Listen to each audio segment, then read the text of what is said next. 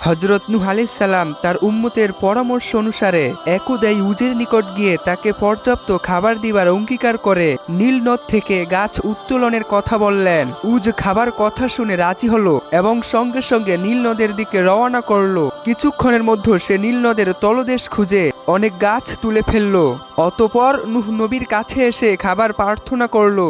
নবী তাকে 3টি রুটি দিলেন। তখন নূহ রাগান্বিত হয়ে বলল, আমাকে পর্যাপ্ত খাবার দিবার অঙ্গীকার করেছ, এখন মাত্র 3খানা রুটি দিয়ে আমাকে প্রহসন করছ, আমি এখনই গাছ নদীতে ফেলে দিব। হযরত নূহ আলাইহিস সালাম বললেন, তুমি রুটিগুলো জামার নিচে রাখো এবং এক একটি করে বের করে খেতে থাকো, তাতে যদি তোমার তৃপ্তি না হয় তাহলে গাছ নদীতে ফেলে দিও। উজ নবীর কথা অনুসারে জামার নিচে রেখে রুটি খেতে আরম্ভ করলো। তখন সে দেখে এক একটি রুটির সাইজ অনেক বড় হয়েছে এবং রুটির কোনো শেষ নেই। একাধারে সে 1200 রুটি খেয়ে ফেললো এবং হাসি দিয়ে বলল, হে নূহ, তুমি আমাকে অনেক দিন পর পেট ভরে খাওয়ালে, এই জন্য তোমাকে অশেষ ধন্যবাদ। আগামীতে আর যদি কোনো কাজে আমাকে প্রয়োজন হয় তবে এভাবে খাবার ব্যবস্থা করো, আমি আনন্দের সাথে তোমার কাজ করে দেব। জামা উল্টিয়ে সে দেখলো তার পূর্বের 3খানা রুটি সম্পূর্ণ অক্ষত আছে। তখন সে হযরত নূহ নবীকে বলল, এই রুটি 3খানা আমি নিয়ে যাব। হযরত নূহ আলাইহিস সালাম বললেন, হ্যাঁ, ওটা তোমার, ওটা নিয়ে যাও, তবে মনে রেখো এই রুটিতে তোমার অনেক দিন চলবে। উজ খুশি মনে রুটি নিয়ে বিদায় হলো। উজের উঠানো কাঠগুলো হযরত নূহ আলাইহিস সালাম সঙ্গীদের দ্বারা যথাস্থানে নিয়ে এলেন এবং অতি সত্বর তক্তা করে জাহাজের অসমাপ্ত কাজ আরম্ভ করে দিলেন। সপ্তাহখানের মধ্যে তিনি জাহাজের সম্পূর্ণ কাজ সমাধা করে ফেললেন। দেশের হাজার হাজার মানুষ জাহাজ নির্মাণের খবর শুনে প্রতিদিন দেখতে আসে এবং বিদ্রুপের হাসি হাসে, কারণ মরুভূমির মধ্যে জাহাজ তৈরির কাজটা একটা হাস্যকর ব্যাপার ছাড়া আর কি হতে পারে। জাহাজ নির্মাণের কাজ সমাপ্ত করে হযরত নূহ আলাইহিস সালাম আল্লাহ তাআলার পরবর্তী নির্দেশের অপেক্ষা করতে থাকেন। এভাবে কয়েকদিন পার হয়ে গেল। হঠাৎ একদিন দেখা গেল কারা যেন রাতের অন্ধকারে জাহাজের মধ্যে পায়খানা প্রস্রাব করে সর্বনাশ করেছে। হযরত নূহ আলাইহিস সালামের আর বুঝতে বাকি রইল না এটা কাদের কাজ। তিনি দুর্বল, ওদের সাথে মোকাবেলায় অগ্রসর হওয়া তার পক্ষে সম্ভব নয়। তাই তিনি আল্লাহর দরবারে নালিশ করে রাখলেন। ওদিকে বিধর্মীরা উল্লাস করে জাহাজে পায়খানা করতে লাগলো। দিন দিন তাদের সংখ্যা বৃদ্ধি পেল।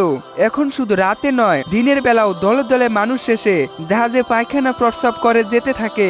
একাধারে 15 দিন যাবৎ এভাবে চলার পরে দেখা গেল পায়খানা ও প্রস্রাবে জাহাজ প্রায় ভর্তি হয়ে গেছে।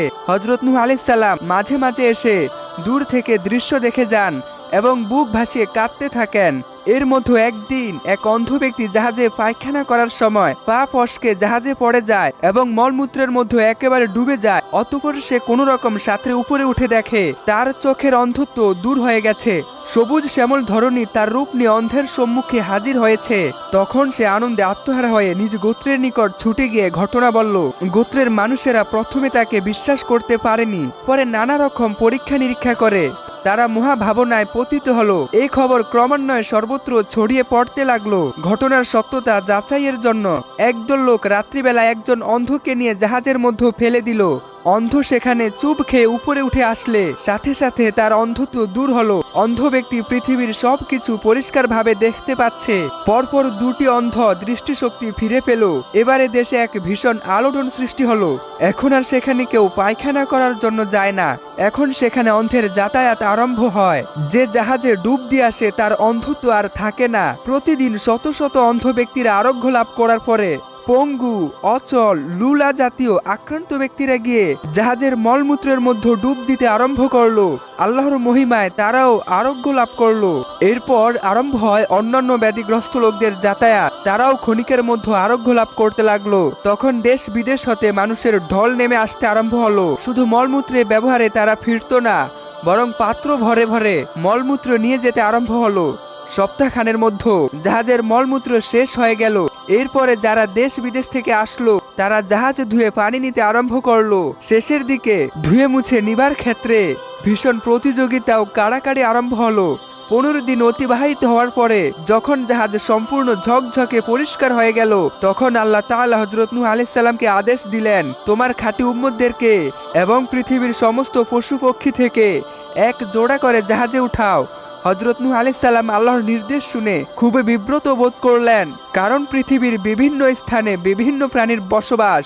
অতএব সারা পৃথিবী ঘুরে অল্প সময়ের মধ্যে কিভাবে এগুলো তিনি সংগ্রহ করবেন, বিষয়টি তার নিকট অত্যন্ত কঠিন বলে মনে হতে লাগলো। তখন হযরত জিবরাইল আলাইহিস সালাম নবীর কাছে উপস্থিত হয়ে বললেন, এ ব্যাপারে আপনি আদৌ চিন্তাযুক্ত হবেন না, আল্লাহ তাআলা এই বিষয়ে আপনাকে সাহায্য করবেন। এই কথা শুনে নবী আশ্বস্ত হলেন। নবীকে আরো বলা হলো, আপনি বিলম্ব না করে অতি সত্বর এই কাজ সমাধা করুন, কারণ কয়েকদিন পরে এক মহাপ্লাবন আসছে, তাতে পৃথিবী তলিয়ে যাবে। নবী আল্লাহ তাআলার নির্দেশ ক্রমে নানা জায়গায় সফর করতে আরম্ভ করলেন এবং সকল জায়গা থেকে সম্ভাব্য সকল প্রাণী বৃক্ষ সংগ্রহ করতে আরম্ভ করলেন। আত্মীয় স্বজনদেরকে মহাবিপদের পূর্বাভাস দিলেন এবং জাহাজে অবস্থান গ্রহণের জন্য বললেন। আত্মীয় স্বজনেরা তার কথার প্রতি তেমন ভ্রুক্ষেপ করল না। ইতিমধ্যে দেখা গেল বন জঙ্গল থেকে বিভিন্ন জাতের প্রাণীরা কোনো খবর ছাড়াই জাহাজের নিকট এসে ভিড় জমিয়েছে। হযরত নূহ আলাইহিস সালাম জাহাজের নিকট এসে প্রাণীদেরকে তাদের নির্দিষ্ট স্থানে উঠিয়ে দিলেন। জাহাজটি ছিল বহু তলা বিশিষ্ট। উপরে কয়েক তলা ছিল মানুষের স্থান, পরবর্তী কয়েক তলা ছিল জীবজন্তু ও পশু পক্ষীর স্থান, তারপরে কয়েক তলা ছিল উদ্ভিদ ও তরুলতার স্থান। হযরত নূহ আলাইহিস সালাম তার উম্মতেরা অদম্য চেষ্টা করে সকল প্রাণীদেরকে জাহাজে উঠানোর কাজ সমাপ্ত করলেন। এর মধ্যে হযরত নূহ আলাইহিস সালামের আত্মীয় স্বজনদের সংখ্যা ছিল খুবই কম। এমনকি হযরত নূহ আলাইহিস সালামের ছেলে কেনান জাহাজে উঠতে রাজি হলো না। হযরত নূহ আলাইহিস সালাম বারবার তাকে বললেন, কিন্তু সে কোনো কথা গ্রাহ্য করেনি। সর্বশেষে হযরত নূহ আলাইহিস সালাম ক্রোধান্বিত হয়ে ছেলেকে বললেন, উঠ শয়তান, জাহাজে উঠ।